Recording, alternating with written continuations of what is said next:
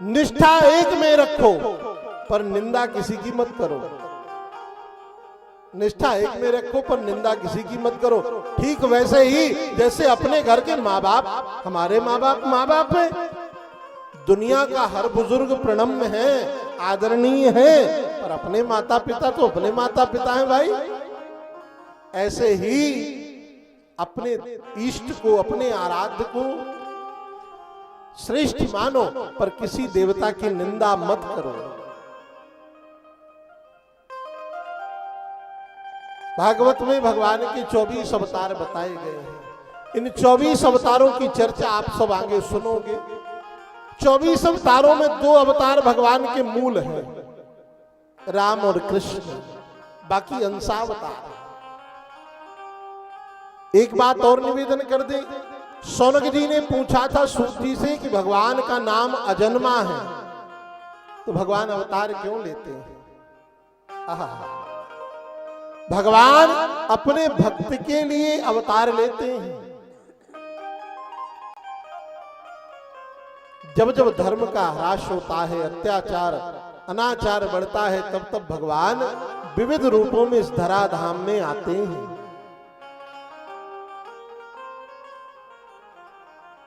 परीक्षित ने एक बड़े आनंद की बात पूछी।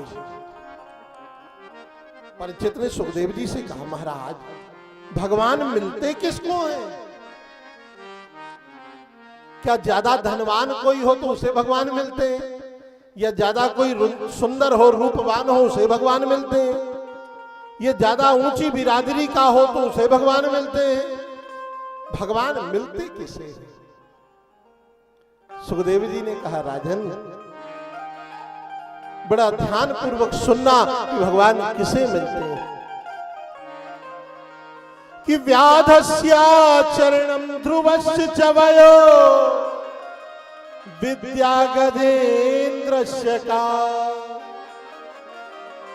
जातिर्विदुरस्य यादव पते रुग्रस्य किम पौरुषम कि कुब्जाया किमु तत्र रूपमधिकम किम तत्सुदाम्नो धनम भक्त्या तुष्यति केवलम परमया भक्ति प्रियो माधवा। कहते हैं यदि भगवान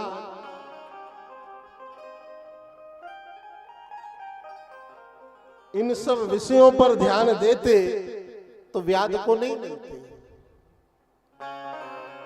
भगवान ऊंची अवस्था वाले को मिलते होते तो ध्रुव को नहीं मिलते। भगवान यदि ऊंची जाति वाले को मिलते तो कुब्जा को क्यों मिलते? विदुर के घर जाकर भगवान साग क्यों पाते? यदि किसी धनवान को भगवान मिलते होते तो भैया सुदामा कौन से इतने बड़े करोड़पति थे कि भगवान मिल गए। अरे भाई, भगवान तो प्रेमियों को मिलते हैं। भक्त्या तुष्यति केवलम परमया भक्ति प्रियो माधवा। और भगवान स्वयं कह रहे हैं कि भाव का भूखा हूं मैं, भाव ही एक सार है, जो भाव से भजता है मुझको तो भव से बेड़ा पार है। भगवान प्रेमी को मिलते हैं, भगवान अनुरागी को मिलते हैं, भगवान भक्त हृदय को मिलते हैं। मानस में गोस्वामी जी कह रहे हैं कि मिला ही न रघुपति बिन अनुरागा। और देखो, जब भगवान चित्रकूट में आए तो जब चित्रकूट में रघुनाथ जी आए तो भगवान से उन कोलवीलों ने कहा कि प्रभु अस हमार प्रभु बड़ से बकाई ले ही न बासन बसन चुराई। उन इन कोलवीलों की इस मधुर भाषा पर भगवान रीझ गए। क्यों? भगवान एक ही नाता मानते हैं कि राम ही केवल प्रेम प्यारा, राम ही केवल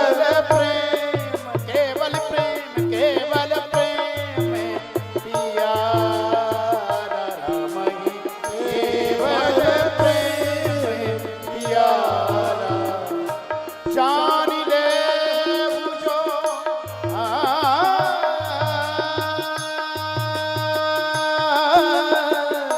जानी ले जो जाननिहारा जानी ले जो जाननिहारा राम ही केवल प्रेम प्यारा राम ही केवल प्रेम प्यारा राम ही केवल प्रेम प्यारा राम ही केवल। भगवान प्रेमी को मिलते हैं। हम निवेदन करें, देखो भगवत प्राप्ति के दो मार्ग हैं, एक है ज्ञान मार्ग और एक है भक्ति मार्ग।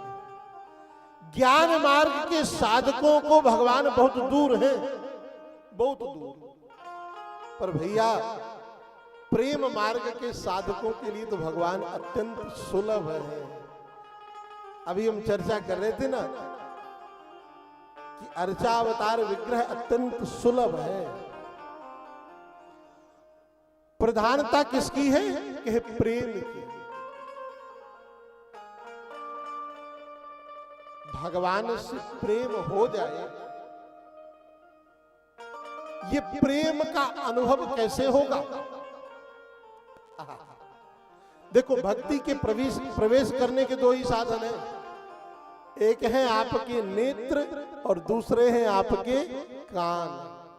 भगवान का दर्शन करो नेत्रों से तो भगवान के रूप माधुर्य को दर्शन करते करते अंतःकरण में भक्ति आ जाएगी। किसके अंतःकरण में आई? रसखान का नाम सुना आपने? रसखान ने एक फोटो देख लिया बिहारी जी का, गोसाई जी ने एक फोटो दिखा दिया दिल्ली में, उस फोटो को लेकर के वृंदावन की गलियों में आ गया रसखान। और जब वृंदावन की गलियों में आया तो वही फोटो दिखा दिखा करके सबसे कहे, इस बालक को कहीं देखा है, मिला दो हमें। और जब बिहारी जी का दर्शन किया महाराज रसखान ने, तो ऐसा रस लगा रसखान को कि फिर लौट करके दिल्ली नहीं गया। ये रसखान बड़े उच्च कोटि के साधक हैं, जाति के यवन हैं, यवन कुल में जन्म हुआ। और रसखान कोई सामान्य संत नहीं हुए। ये रसखान जी, इनके पदों को पढ़िए, हिंदी की पुस्तकों में बहुत अच्छे अच्छे पद हैं रसखान की। धूरी धरे अंग सोहत श्यामचू, कैसी बनी सिर चूनर चोटी, खेलत खात फिरे अंगना, पग पैजनी बाजत पीर कछोटी। वाछवि को रसखान विलोकत, लूटत काम कला निधि कोटी, और काग के भाग कहा कहिए, हरि हाथ से ले गयो माखन रोटी। ये कलयुग में ये घटनाएं रसखान जी के साथ घटित हो रही हैं।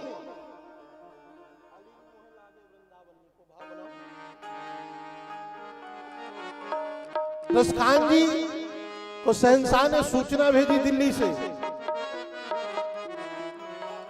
कि अब वापस आ जाओ, तो रसखान ने कहा नहीं नहीं, अब मैं वृंदावन नहीं छोड़ूंगा। क्यों?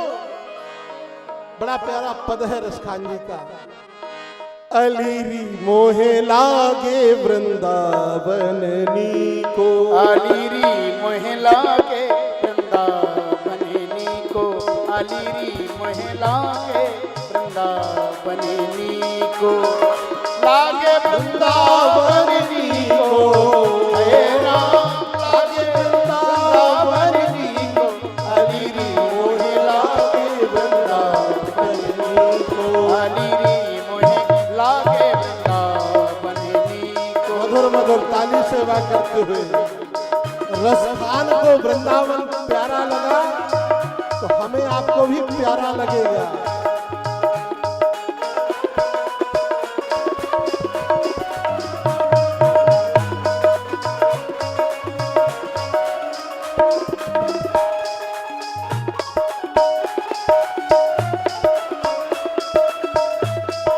बोलो वृंदावन धाम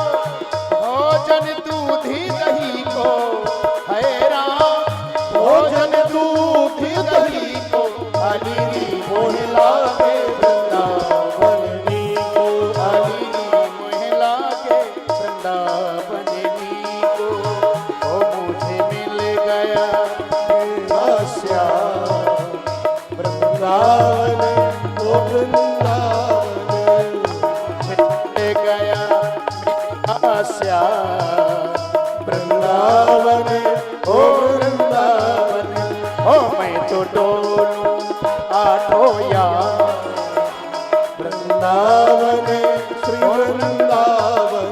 किसी ने मीरा से पूछा वृंदावन धाम कैसा लगा, तो मीरा जी ने कहा आली री मोहे लागे वृंदावन नीको आली री मोहे लागे वृंदावन नीको।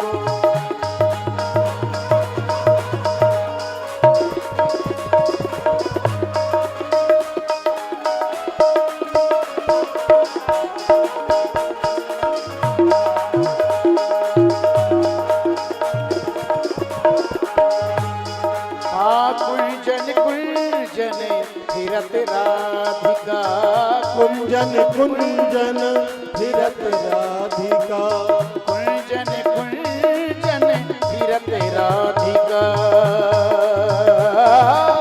कुंजन कुंजन फिरत राधिका शब्द सुनते मुरली को मेरे श्याम शब्द सुनते मुरली को आली री मोहे लागे वृंदावन नीको आली री मोहे लागे वृंदावन नीको।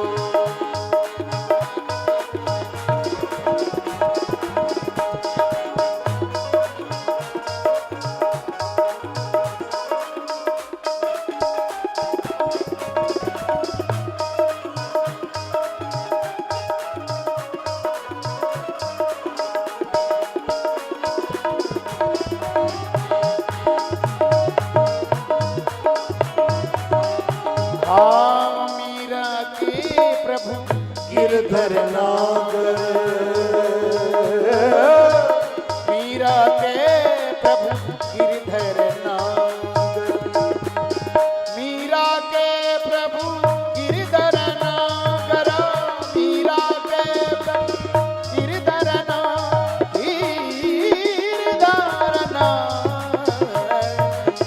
मीरा के प्रभु गिरधर मीरा के प्रभु गिरधर नागर मीरा के प्रभु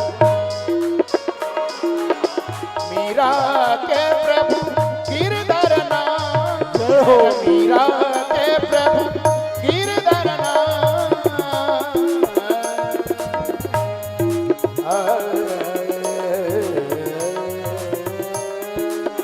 मीरा के प्रभु गिरधर नागर मीरा के प्रभु गिरधर गिरधर नागर मीरा के प्रभु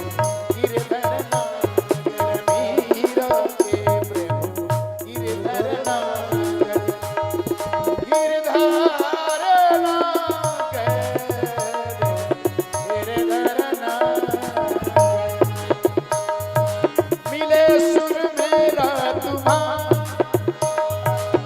मिले सुर मेरा तुम्हारा सोई पराम पद पावना पराम पद पावना मीरा के प्रभु गिरिधर नागर मीरा के प्रभु गिरिधर नागर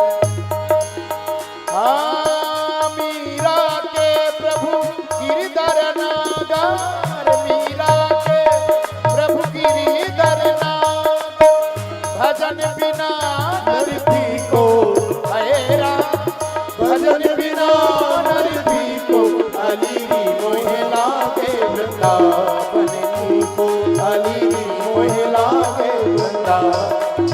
ओ मुझे मिल गया मेरा श्याम वृंदावन ओ वृंदावन ओ मैं तो डोलूं आठों यार ओ वृंदावन ओ वृंदावन मेरी मोहे लागे वृंदावन नीको आली री मोहे लागे वृंदावन। वृंदावन धाम की जय।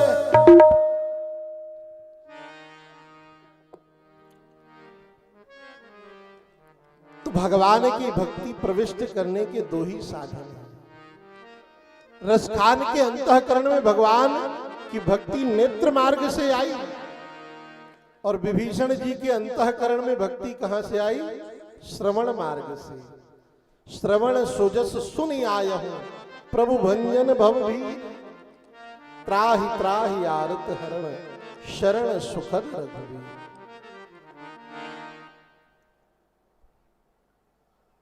भगवान सुखदेव महाप्रभु परीक्षित को कहते हैं कि परीक्षित, भगवान तो भक्त हृदय को मिलते हैं, जिसके अंतःकरण में प्रेम है उसे भगवान मिलते हैं। भगवान ने दुर्योधन के घर मेवा त्याग दिया और विदुर के घर जाकर साग खाया। परीक्षित ने कहा, महाराज ये विदुर कौन है, जरा स्पष्ट करिए। सुखदेव जी कहते हैं, राजन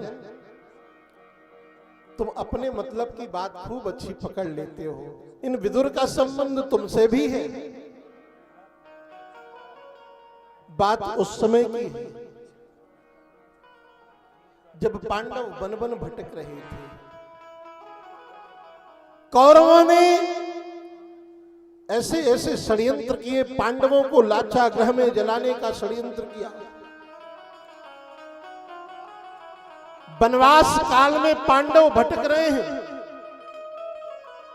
आज गोविंद उन पांडवों की ओर से शांति दूत बनकर के आए हैं। हस्तिनापुर शांति प्रस्तावक बनकर के, और शांति प्रस्तावक बनकर के आए हैं तो क्या कह रहे हैं भगवान?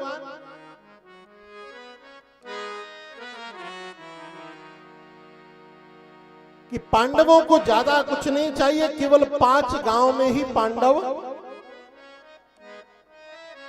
संतुष्ट हैं। केवल 5 गांव में। आज शांति वार्ता का आयोजन है। धृतराष्ट्र, दुर्योधन, शकुनी, द्रोणाचार्य, भीष्म पितामह सभी बैठे हैं। उन सब के मध्य गोविंद आए। बड़ी भीड़ है। पर विदुर जो कौरवों के प्रधानमंत्री हैं, उन्हें उस समय दुर्योधन ने निष्कासित कर दिया था, पद विमुक्त कर दिया था। सबसे पीछे खड़े थे।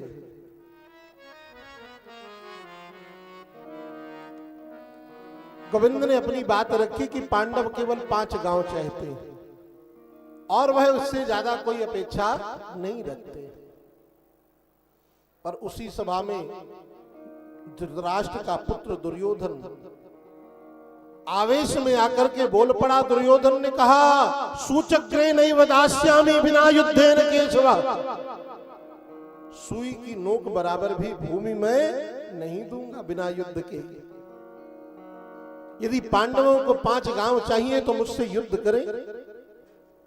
गोविंद ने कहा, अरे दुर्योधन, तुम्हें युद्ध की परिणति पता नहीं है, युद्ध के परिणामों को भी तुम जान नहीं पा रहे हो।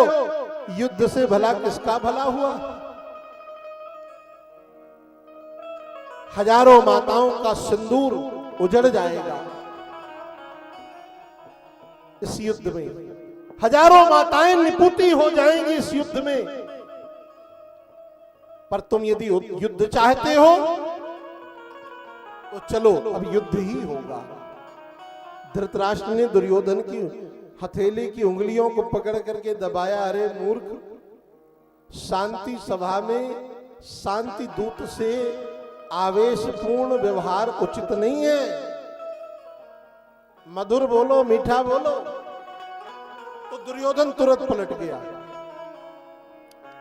दुर्योधन ने कहा, अरे कन्हैया छोड़ो, कहां तुम भी 5 गांव 6 गांव लगे हो। चलो, मेरी मां गांधारी ने आपके लिए बढ़िया 56 व्यंजन बनाए,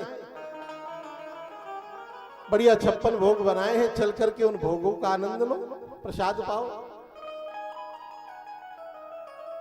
ठाकुर जी ने कहा, गोविंद ने कहा, देख भैया दुर्योधन, भोजन तो 3 स्थितियों में किया जाता है। कौन कौन सी? या तो खिलाने वाले के मन में भाव हो, खूब श्रद्धा हो, भाव हो, प्रेम हो, तो भोजन किया जा सकता है, अथवा खाने वाले के पास अभाव हो तो भोजन किया जा सकता है, अथवा खिलाने वाले का कोई विशिष्ट प्रभाव हो तो भोजन किया जा सकता है। पर मेरी दृष्टि में ना तो तेरे अंतःकरण में भाव है, ना तेरा कोई प्रभाव है, और ना मेरे घर कोई अभाव है। भगवान के पास अभाव किस बात का रे? लक्ष्मी जिनके चरण संवाहन करती हो उनके पास किस बात का अभाव? और दुर्योधन, भाव तो तेरे अंतःकरण में है नहीं, और तेरा मेरे सन्मुख कोई प्रभाव भी नहीं है, पर हम पूर्व से ही निमंत्रित हैं। दुर्योधन ने कहा, कहां निमंत्रित हो? बोले, काका विदुर ने सूचना भेजी थी कि कन्हैया जब हस्तिनापुर आओ तो प्रथम भोजन हमारे यहां पाओ। अब विदुर काका तो सबसे पीछे खड़ी। विदुर काका ने कहा, मैंने कब इसको निमंत्रण दे दिया? मैंने तो कभी निमंत्रण भेजा ही नहीं, है तो अपने आप निमंत्रित हो जाते हैं। विदुर काका दौड़े, भाई जाकर के कुछ व्यवस्था करें, भोजन करने कन्हैया आएंगे तो कुछ है नहीं। तो बाजार करने के लिए विदुर काका गए, तब तक कन्हैया पहुंच गए विदुर के घर। विदुरानी स्नान कर रही थी, जाकर साकर खटखटाई, काकी हम आए गए। विदुरानी ने कपाट खोले, दरवाजे को खोला तो देखा सन्मुख कन्हैया है। ठाकुर जी को देखते ही विदुरानी भाव निमग्न हो गई, नेत्र सजल हो गए, और देखते ही चरणों में साष्टांग पंचांग प्रणाम किया। प्रणाम करके गोविंद को आंगन के मध्य में लेकर के आई। चौकी बिराजी, चौकी रखी आंगन में, कन्हैया यहां बैठो। ठाकुर जी बैठ गए। थोड़ी देर बाद वही चौकी उठाई, बोले, नाना ये जगह ठीक नहीं, अब यहां बैठो। आंगन के चारों कोनों में बिठाया, बीच में बिठाया। इतनी भाव विह्वल हो गई कि भाव में उसे बोध ही नहीं रहा, कहां बिठाऊं कहां उठाऊं। और धन्य है भक्त वत्सल भगवान, अपने भक्त के अधीन है। जहां काकी बिठालती विदुरानी, वहां भगवान बैठते। थोड़ी देर बाद कन्हैया ने कहा, काकी अब हम बैठ गए जहां बैठ गए, अब तो तुम कुछ खाने के लिए दे दो। क्यों? क्योंकि बड़ी जोर की भूख लगी है। हम निवेदन करें, भगवान ने 2 जगह मांग करके प्रसाद पाया। रामावतार में सबरी के यहां, और कृष्ण अवतार में विदुर के यहां विदुरानी से। विदुरानी ने कहा, कन्हैया भूख लगी है, ठहर जाओ, अभी कुछ व्यवस्था करती हूं। बगीचे में गई, बगीचे में जाकर के देखा, घर की रसोई में तो कुछ था नहीं, पर जब बगीचे में गई तो जाकर के देखा कि केले के फल लगे हैं। केले के फल उतार करके थाली में सजाकर लेकर आई। और महाराज इतनी भाव निमग्न है विदुरानी कि केले के छिलके छीलती और छिलका छील के गोविंद को देती, और केले का गूदा गूदा फेंकती जाती। वे सुध में देती रही, रहा न तान का भान। वे सुध में खाते गए, कृपा सिंधु भगवान। तज कर प्रभु दुर्योधन का, तज कर प्रभु दुर्योधन का। पकवान आए खाने विदुर घर, साग बन मेहमान आ गए। खाने विदुर घर, साग बन मेहमान आ गए। तज करे प्रभु दुर्योधन का, हो तज करे प्रभु दुर्योधन का। पकवान आ गए खाने विदुर घर साग बन मेहमान आ गए। ओ खाने विदुर घर साग बन मेहमान आ गए।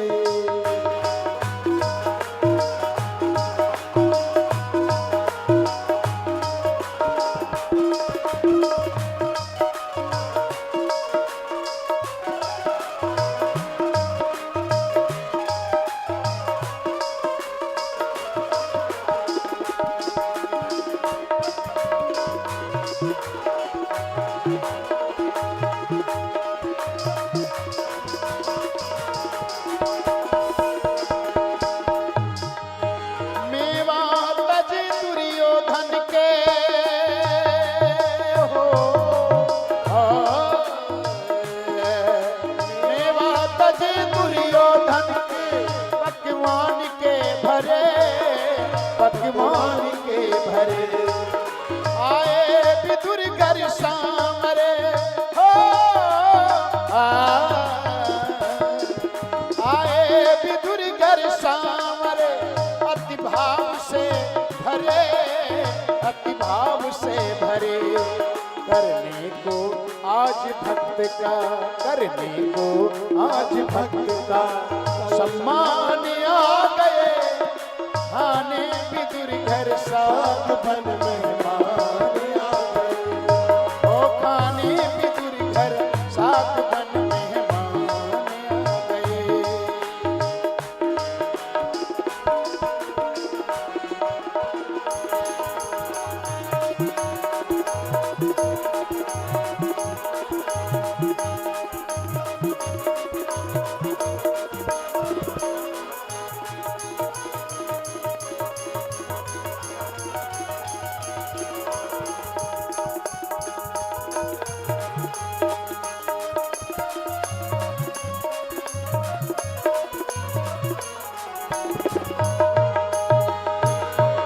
घर में नहीं विदुर जी थी केवल विदुरानी थी केवल विदुरानी। घर में नहीं विदुर जी थी केवल विदुरानी थी केवल विदुरानी। लख सांवरी सूरत को हो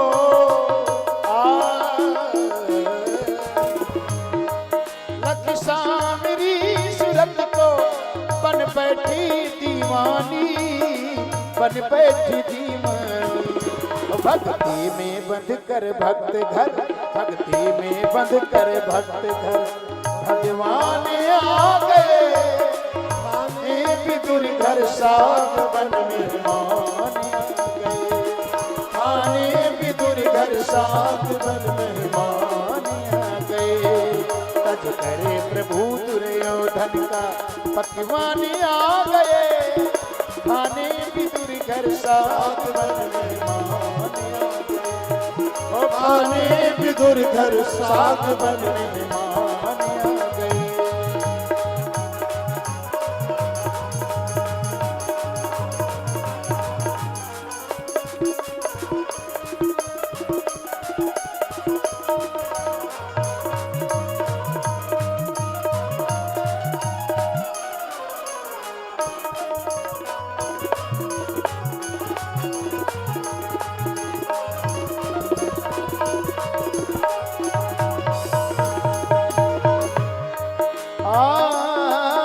प्रभु प्रेम में मगन थी न सुधियान मान की न सुधियान मान की। प्रभु प्रेम में मगन थी न सुधियान मान की न सुधियान मान की। छिलके खिरा रही थी अति भाग्यवान थी अति भाग्यवान थी। करने कृपा विदुर पर करने कृपा विदुर पर भगवान आ गए। खाने विदुर घर साग बन मेहमान आ गए। खाने विदुर घर साग बन मेहमान आ गए। भक्ति में बंध कर भक्त घर भक्ति में बंध कर भक्त घर भगवान आ गए। खाने विदुर घर साग बन मेहमान आ गए। ओ खाने विदुरी घर साथ मेहमान आ गए। विदुरानी भगवान को छिलके पवा रही है और भक्त वत्सल भगवान भाव विह्वल होकर के छिलके पा रहे हैं। जब भगवान की उदर पूर्ति हो गई तो भगवान ने कहा काकी अब बस कर, पेट भर गया। जब विदुरानी पवाकर निवृत्त हुई तो देखा कि मैंने तो छिलके छिलके पवाए हैं, केले का गूदा गूदा तो किनारे रखा। माथे पर हाथ पटक करके कहा देखो गोविंद मैं कितनी बावरी, मैंने तुम्हें छिलके पवाए और तुमने भी नहीं बताया कि काकी तू छिलके पवा रही है, केले कहा गूदा गूदा तो किनारे करती जा रही है। भगवान ने कहा काकी तेरे छिलकों में भी बड़ा स्वाद था, बड़ा प्रेम था, बड़ा अनुराग था। पीछे से विदुर काका आए, साकर खटखटाई, विदुरानी ने द्वार खोला तो विदुर काका ने कहा खोल जल्दी खोल, कन्हैया आने वाले हैं। आज भरी सभा में कन्हैया ने सबके सामने कहा कि हमारा निमंत्रण है विदुर के यहाँ, तो पता नहीं कब आ जाए। विदुरानी ने कहा जिन्हें आना था आ गए हैं, आने वाले आ चुके हैं, अंदर बैठे हैं। विदुर ने जो सामग्री बाजार से खरीदी थी वह सामग्री को सजा करके विदुरानी से कहा लेकर के आओ थाल में। थाल में सजा करके विदुरानी वह सामग्री लेकर के आई और जब सामग्री लेकर के आई तो विदुर काका ने निवेदन किया कन्हैया न इसे भी भोग लगा लो।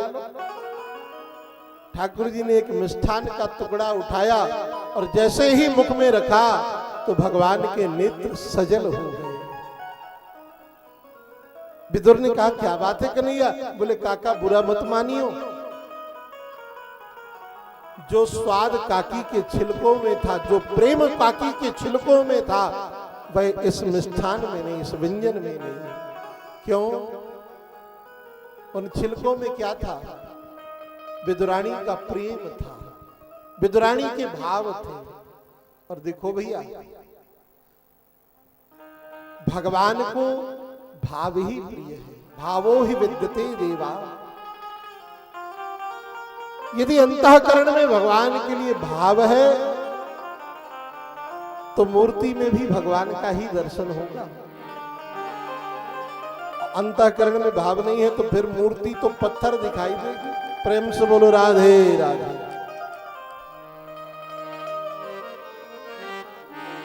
भगवान मंदिर में बैठे बैठे आपके 10-20 के नोट को नहीं देखने के लिए बैठे कि तुम 10 का चढ़ाओगे कि 20 का चढ़ाओगे। भगवान तो मंदिर में बैठे हैं कि कौन सा भक्त मेरे लिए अपने नेत्रों में कितना प्रेम भर के आ रहा है, कौन सा भक्त मेरे लिए अपने नेत्रों में अनुराग लेकर के आ रहा है। आपके वस्तु का, आपके पदार्थ का, आपके तत्व का कोई भगवान के सामने मोल नहीं है, पर आपके नेत्रों में यदि प्रेम है तो भगवान महाराज बिक जाएंगे, बिना मोल के बिक जाएंगे।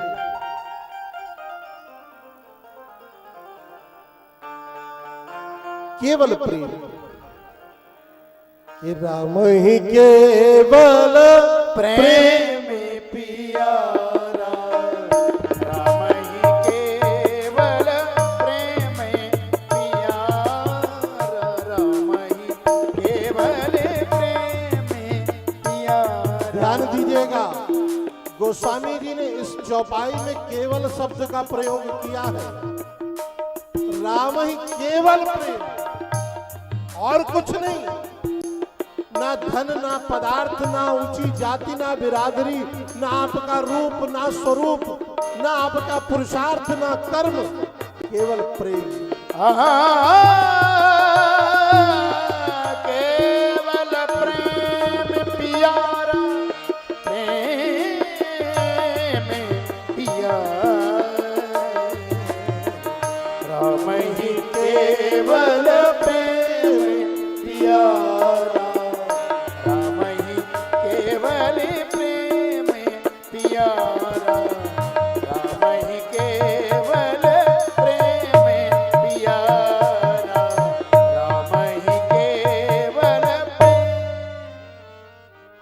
केवल शब्द का प्रयोग इसीलिए है कि भगवान को आपके अंतःकरण में स्थित प्रेम ही प्रिय है। और देखो भाई, एक महात्मा तो अपनी मस्ती में कहते थे कि नहीं आम में है नहीं खास में है, नहीं आम में है नहीं खास में है, न विरक्ति में है न विलास में है। यदि प्रेम है प्यारे मन में तेरे, तो देख प्रभु तेरे पास में। इसलिए प्रेम।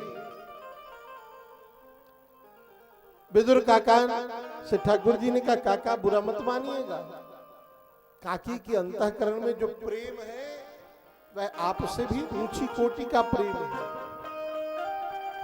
और देखो भगवान के लिए प्रेम कैसा होना चाहिए। आप किसी को प्रेम करो, बदले में कोई आपको प्रेम करे, तो वह प्रेम की परस्परता हो गई।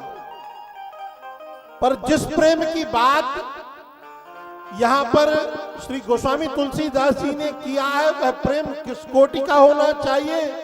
वह प्रेम श्री भरत जी की कोटि का होना चाहिए। भरत जी में जो प्रेम है तिवारी जी, वह वेदांत की दृष्टि से तत्सुख सुखित्वा की कोटि का प्रेम है। तत्सुख सुखित्वा का क्या तात्पर्य है?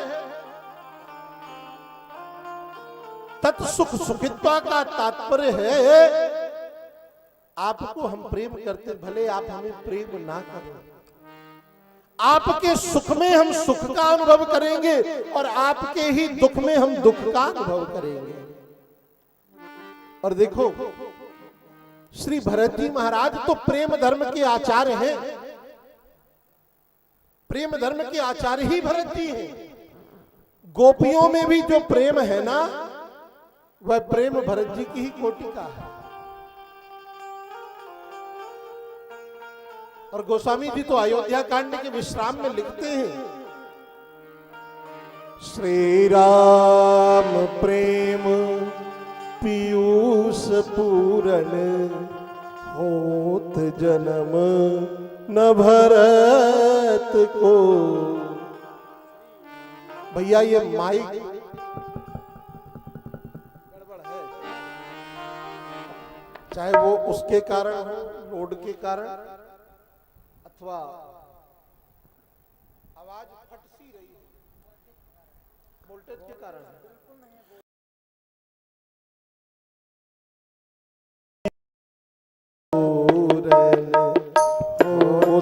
जन्म न भरत को, श्री राम प्रेम पीयूष पूरन, होत जन्म न भरत को, श्री राम प्रेम पीयूष पूरन, होत भरत न जन्म को।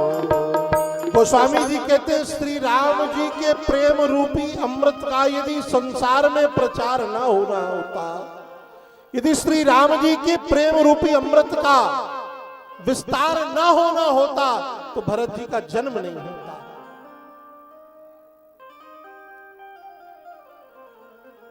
आप सबसे हम निवेदन करें, भगवान जब अयोध्या से वनवासी हुए, चित्रकूट में गए, तो भरत जी मनाने के लिए गए जी, पर एक बार भी श्री भरत जी ने राम जी से नहीं कहा कि आप चलिए, एक बार भी नहीं कहा। जनक जी से कहलवाया, गुरु वशिष्ठ से कहलवाया, पर अपनी वाणी से एक बार भी नहीं कहा। अच्छा विचार करिए, यदि भरत जी एक बार कहते थे कि प्रभु आप चलिए, तो क्या राम जी रुक पाते? नहीं। पर किस कोटि का प्रेम है। अरे जेहि विधि प्रभु प्रसन्न मन होई, जेहि विधि प्रभु प्रसन्न मन होई, करुणा सागर कीजिए सोई, करुणा सागर कीजिए सोई,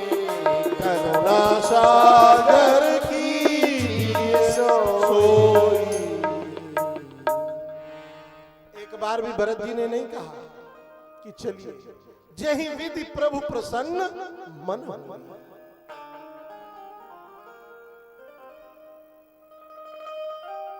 एक बात निवेदन करें, जब भरत जी को वशिष्ठ जी ने अयोध्या में कहा कि भरत तुम राजगद्दी पर बैठ जाओ, सिंहासन पर बैठो, अयोध्या के राजपद पर बैठो, तो भरत जी ने कहा गुरुदेव क्षमा कर दीजिए, मैं अयोध्या के राजपद पर नहीं बैठूंगा। वशिष्ठ जी ने कहा भरत तुम ये बताना चाह रहे हो कि तुम पद के लालची नहीं हो? भरत जी ने कहा नहीं नहीं गुरुदेव, मैं पद का लालची हूं, मुझे पद की लालच है, पर ये बताइए गुरुदेव, एक पद बड़ा होता है या दो पद बड़ा होता है? तिवारी जी, एक पद बड़ा होता है या दो पद? बोले जिसे दो पद मिले वो एक पद लेकर क्या करेगा?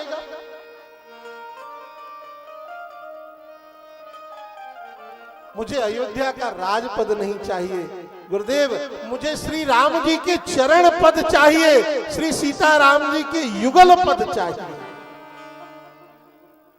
और कहते हैं भरत जी कि आपन दारुण दीनता सब ही कहो सिरना,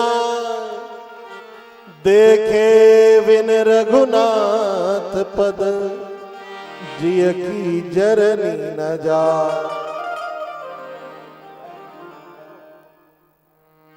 देखे बिन रघुनाथ पद जिय की जरनी न जा।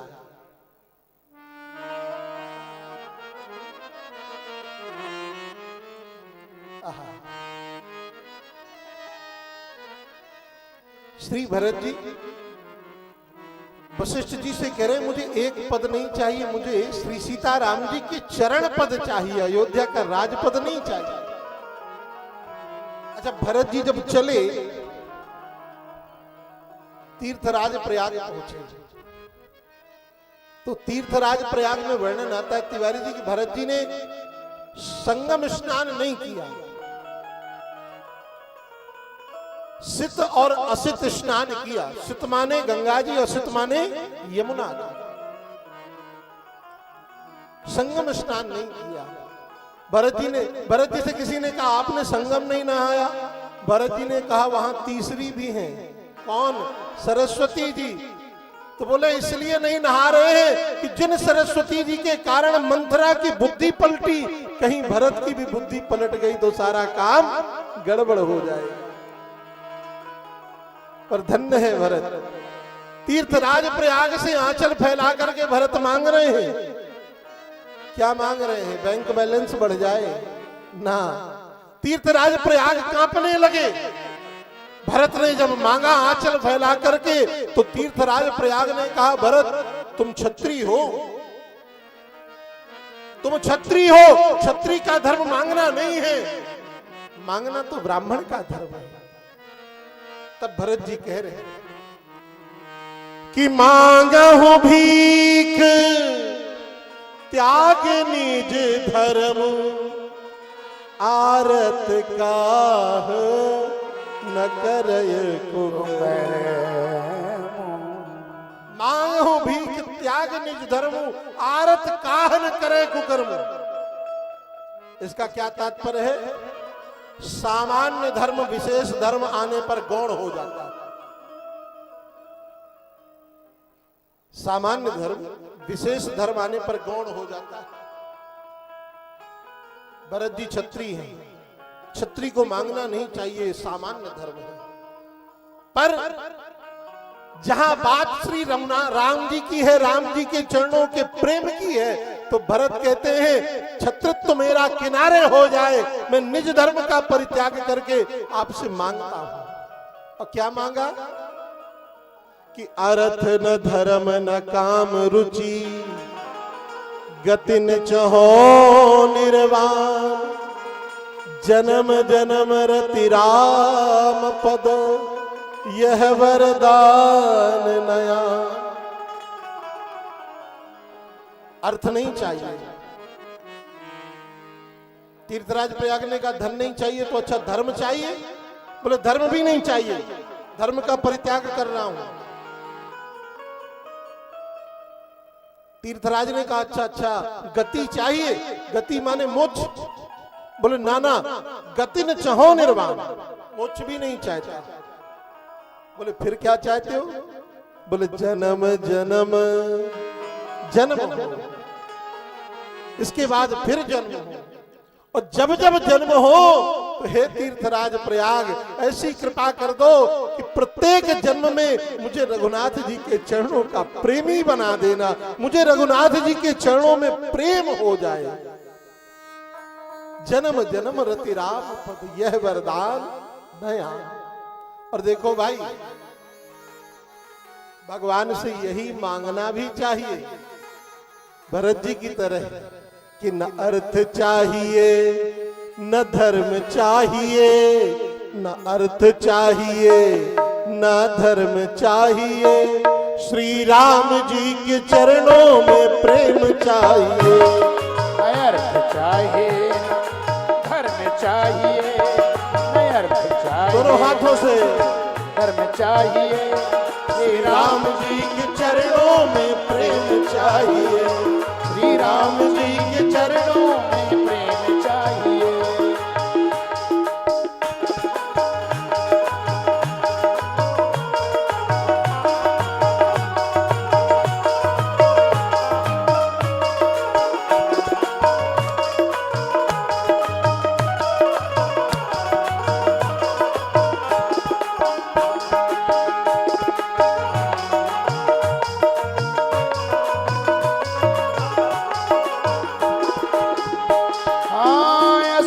शरण राम हितकारी, अशरण शरण राम हितकारी, सब रथ कृपा निधान हितकारी, सब रथ कृपा निधान हितकारी। न अर्थ चाहिए न धर्म चाहिए, न अर्थ चाहिए न धर्म चाहिए, श्री राम जी के चरणों में प्रेम चाहिए, श्री राम जी के चरणों में प्रेम चाहिए।